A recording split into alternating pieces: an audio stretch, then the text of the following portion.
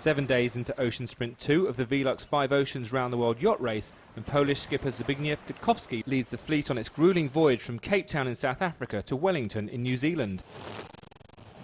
The Pole snatched the lead from the winner of the first leg, Brad Van Loo, and now lies 37 miles in front of the American. It's been another impressive performance from Gutkowski at the helm of his boat over on Racing. Piąta doba minęła. Jak się przebijamy przez strefę słabych wiatrów. Prawie przebiłem. Zrobiło się wczoraj przeraźliwie zimno. Temperatura ze 25 spadła do 5. Do tego kumuluje zimno, jeszcze przeciwny wiatr, także na zewnątrz jest odczuwana temperatura poniżej zera. Ale jak sobie pomyślałem o szyneczce, od razu mi się cieplej zrobiło. Szyneczkę dostałem od pani Danusi z Kapsztadu. Pachnie doskonale. Przez to, że nie mam takich frygaców, będzie smakuje, przepraszam, już jadłem się, nie mogę się powstrzymać. 3 razy lepiej niż w domu.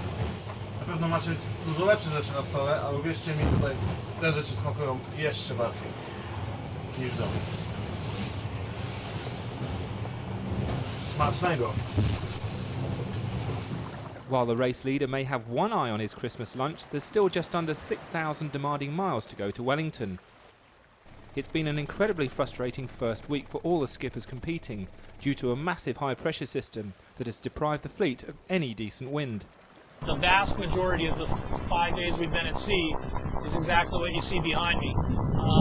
Very light winds, and trying at all costs and everything we can to try to tack our way south and work our way south into an area when hopefully some westerlies will fill in for us and carry us along the Southern Ocean to New Zealand. Typically these boats do the Southern Ocean between 300-400 miles a day on average. We've been gone for 5 days, and the entire amount of distance we've covered from Cape Town is about 600 miles. So without a question, we're going to be adding some days to this voyage. Having promised to step up a gear in Ocean Sprint 2, Derek Hatfield began the run to Wellington as leader aboard his boat Active House. But the Canadian has now slipped to third as he heads into the infamous Southern Ocean. I lost my lead on day 3 or 4, I think, and I'm trying to get it back now. But so much colder today, and as we head into the deep south now, conditions will get much more livelier. Today we have lots of wind out of the south, making it much colder. You can see it got fleeces on and things, but much colder, and we're off to the south. Hopefully we don't stop again. The leg is a very slow start, but we're underway. Rookie solo round-the-world skipper Chris Stanmore-Major, at his own admission, has made a significant tactical blunder in the opening stages of Leg 2. In an attempt to circumnavigate that huge high-pressure system, which had virtually halted the progress of the fleet off the African coast, Stanmore-Major headed due south in search of more wind. However, the gamble backfired badly on the Briton, leaving the man who finished 4th in the opening sprint almost 500 miles off the leading pack.